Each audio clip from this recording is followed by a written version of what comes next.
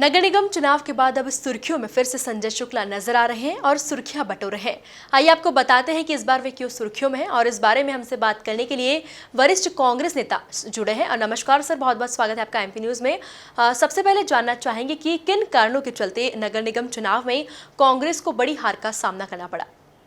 हमारा उम्मीदवार बहुत अच्छा था, कांग्रेस ने बहुत अच्छा मैदानी चुनाव लड़ा, लेकिन दुर्भाग्य हमारा ये था कि हमें भारतीय जनता पार्टी से बाद में लड़ना पड़ता था। उसके पहले प्रशासन से चुनाव लड़ना पड़ता था।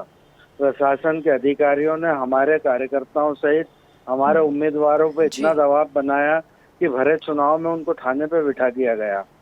यह लोकतंत्र और प्रजातंत्र के साथ अन्याय होते हुए हास्यास्पद बात है कि इस तरीके की घटना मैंने कई सालों की राजनीति में 30 सालों की राजनीति में पहली बार देखा कि प्रशासन स्वयं चुनाव लड़ रहा था, ना कि भारतीय जनता पार्टी लड़ती। यही प्रमुख कारण रहा और नकली मतदान को भी मैं एक हद तक हमारी हार का कारण मानता हूं कि भारतीय जनता पार्टी के लोगों ने नकली मतदान को किया। हो सकता है हमारे लोग उसको समझ नहीं पाए, देख नहीं पाए या उसको रोक नहीं पाए। ये एक बड़ा दो कारण मैं मानता हूँ। सर, नगर निगम चुनाव में कांग्रेस हार चुकी है, जिसके बाद राजधानी भोपाल में जब संजय शुक्ला का सामना जीतू पटवारी से हुआ और दोनों नेताओं के बीच हल्की सी नोकझोंक भी देखने को मिली, और जिसमें इस बारे में कितनी सच्चाई है इस बात में? मैं तो उस समय भोपाल था नहीं और इंदौर में था और मेरे संज्ञान में नहीं है। धन्यवाद सर हमसे जुड़ने के लिए। अब हम बात करेंगे बीजेपी से प्रवक्ता जी से। और नमस्कार सर, बहुत बहुत स्वागत है आपका एमपी न्यूज़ में। और सर, सबसे पहले जानना चाहेंगे कि नगर निगम चुनाव में कांग्रेस हार चुकी है, जिसके बाद राजधानी भोपाल में जब संजय शुक्ला का सामना जीतू पटवारी से हुआ तो दोनों नेताओं के बीच हल्की सी नोकझोंक देखने को मिली, जिसमें संजय शुक्ला ने अपनी हार का ठीकरा कांग्रेस नेताओं के माथे फोड़ दिया। तो कैसे देखते हैं आप इसे, क्या लगता है आपको इस पर? नहीं, मुझे तो आपके माध्यम से जानकारी मिल रही है कि जीतू पटवारी जी और संजय शुक्ला में हल्की फुल्की नोकझोंक हुई थी। ये जरूर सत्य है कि संजय शुक्ला जी के साथ कांग्रेस पार्टी के कमोबेश सभी नेताओं ने विश्वासघात करा है। शहर कांग्रेस अध्यक्ष विनय बाकलीवाल जी का वार्ड हारे, वहां तक तो ठीक था।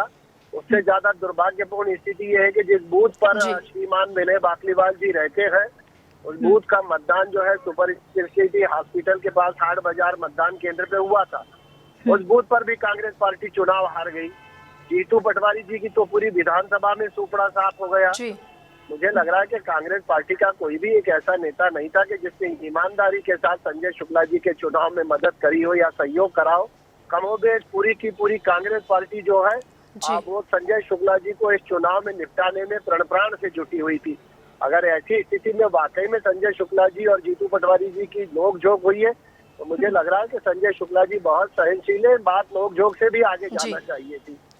क्या कांग्रेस के में एक बार फिर से अंतःकलह देखने को मिल रही है? नहीं, ये बात सामने नहीं आती तो भी ये तो सर्वविदित है कि कांग्रेस पार्टी में अंतर्कलह है और कांग्रेस पार्टी हर बार एक संभावनाशील चेहरे को चुनाव के मैदान में उतारती है और पूरे कांग्रेसी पार्टी मिलकर बकरीद मनाने में जुट जाते हैं। हमने इसके पहले पंकज संघवी का हस्त्र देखा है। आज संजय शुक्ला जो कांग्रेस की एक उम्मीद बनकर उभरते हुए नेता थे, पूरी कांग्रेस पार्टी ने उनको निपटा दिया है।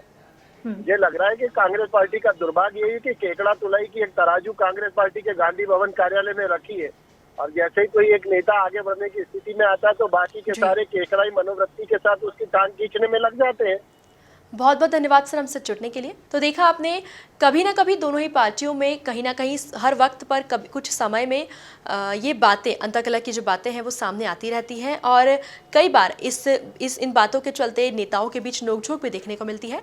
अब देखना होगा कि नगर निगम चुनाव के बाद आने वाले चुनावों में जो अगले साल होने वाले हैं उसमें ये बातें किस मोड़ पर जाती हैं और अंतःकलह की बातों से आगे आने वाले चुनावों में क्या परिणाम सामने आता है। फिलहाल अभी के लिए इतना ही, और भी खबरों के लिए देखते रहिए एमपी।